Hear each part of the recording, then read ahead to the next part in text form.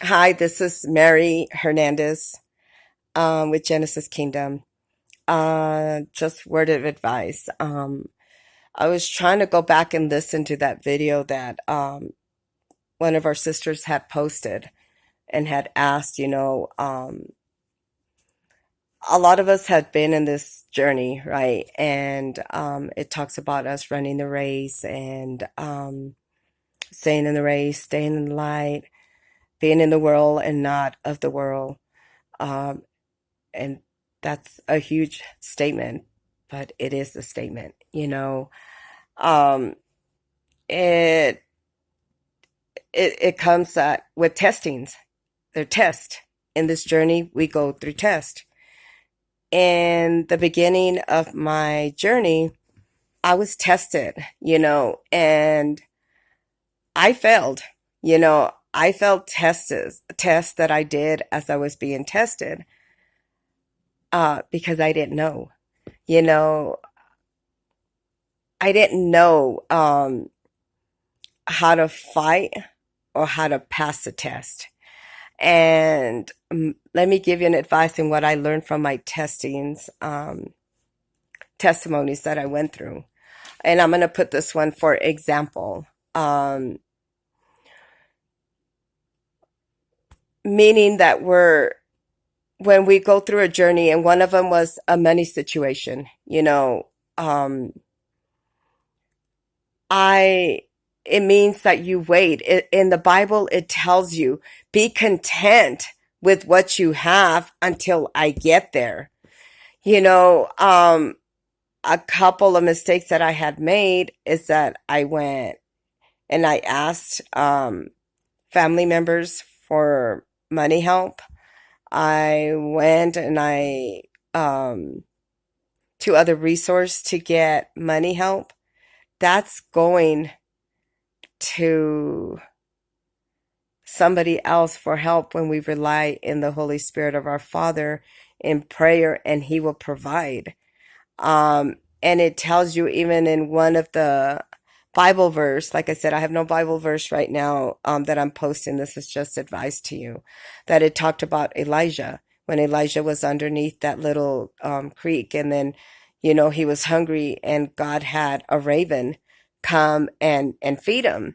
He will use your own and our own enemies to feed us, to get us through our destiny, sometimes even to give us clothes. Sometimes it's even to do that. The thing is not to go like, don't apply for any type of help with the government.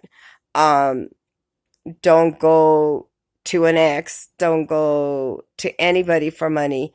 That means you're content with what you have until he gets here, because that means we're not trusting in him. So some tests I had to redo again, another season.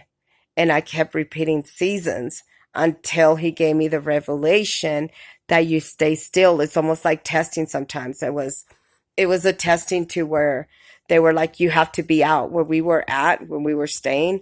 They said, well, you have to be out by the end of the month, and make sure you grab your things and you go, and I learned as well in those testings to be quiet and trust in him. And then all of a sudden he turned things around, and then I didn't have to leave. And then they ended up needing my help, and, I didn't have to move. The whole point of the testing is to stay in faith and don't get moved. Don't get stressed, because that's the enemy putting doubt and putting worry. Because then when you're worried, then you're not trusting God. And the whole thing is to trust in our Father Jehovah and King Jesus in any trials and tribulations that come. And I'm giving you real testimony and why I I had to repeat cycles, because I didn't know. But if you read the Bible, continue reading the Bible and continue getting it until it gives you revelation, revelation after revelation. And then you'll learn in testing times, okay, where it says that he's the God that walks before us.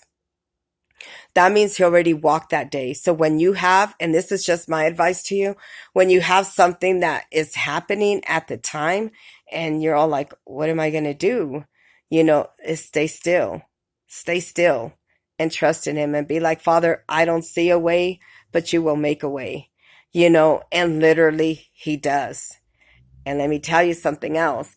At one point, it came that I honestly was waiting for a blessing, like somebody that was going to come, pay the room, that we didn't have to be back outside. You know, I'm giving it to you raw, the truth, because this is true. This is testing. This is real life testimony. It came that, you know, we didn't have the money to pay for the room, so it was time to leave.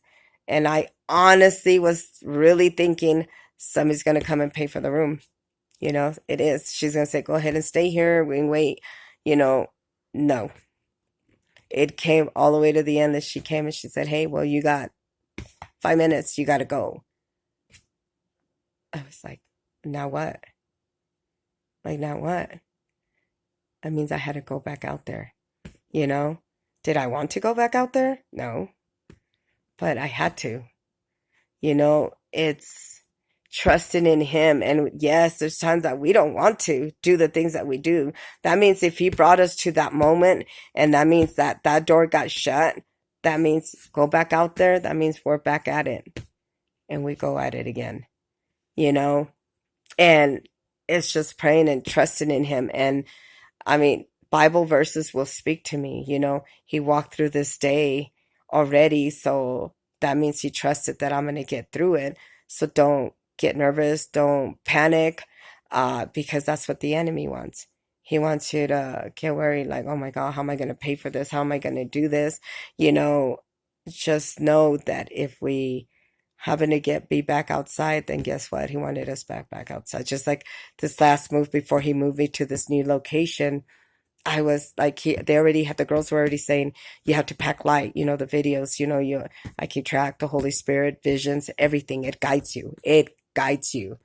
And it was like, okay, you know, I'm going to have to, you know, pack light. I literally packed light and the moment came out that it said, you have to go.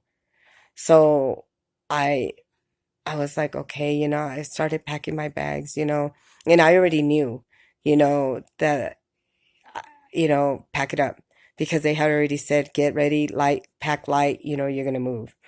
So I was waiting, you know, and then when I got there, said, hey, you got to go. And she was being rude or whatnot. So I started packing and I packed light. So I was waiting. Okay, she's going to tell me to stop. You know, she's going to say, you don't have to go. That didn't happen. So he brought me back out to the wilderness, you know, and I stood content because he says, be content and trust in me no matter what comes at you. And I was so like, he wants me back out here, you know, so I came back out here and I'm laying outside on the side of the foundation of a library. That's where he wanted me. And I was like, this is it. He's going to move me to my next destination the way he's moved me. He's moved me victory to victory, glory to glory.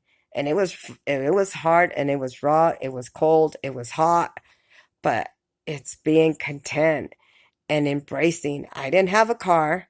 I didn't have a house. I didn't have a husband next to me. I didn't have family surrounded me, helping me out. I had no money. I had no food. He provided along the way. Those are trials and tribulations.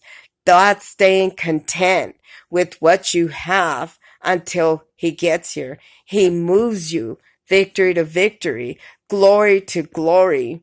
And I'm giving you an advice so you don't have to repeat the test again, and staying content with what you have and trusting in him. And yes, there's times we're going to have to go back outside.